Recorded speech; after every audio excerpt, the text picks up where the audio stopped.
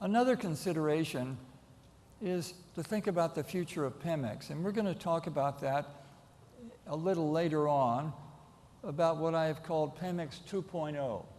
And Pemex 2.0 is going to be Pemex that also can operate outside of Mexico. It can operate in the U.S. Gulf of Mexico, in the North Sea, in West Africa.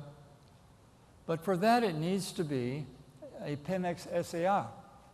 It needs to have shareholders that have stocks, and the stocks, some minority stocks. It can be, 20% in the stock market and 80% owned by the government, or it could be any percentage whatsoever. But it's important that there is a clean, clear separation between Petróleos Mexicanos and the government of Mexico.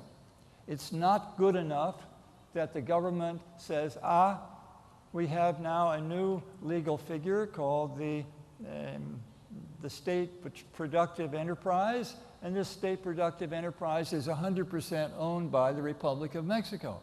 That's not good enough. It's not good enough because it still carries the implication of a state agency.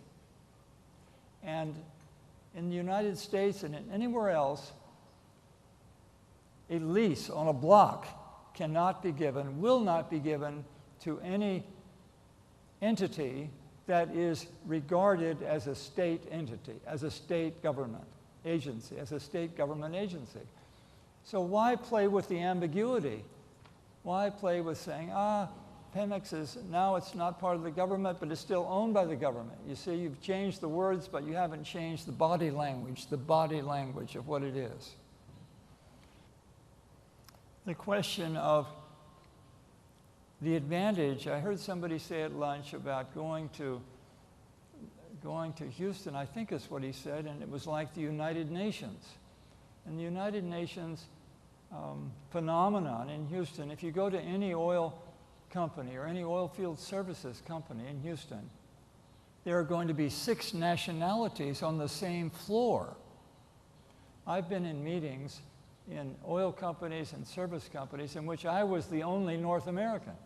And there were people from 4 other nationalities, and that's normal in Houston. So there's an expression in the oil industry called the diversity of ideas finds oil.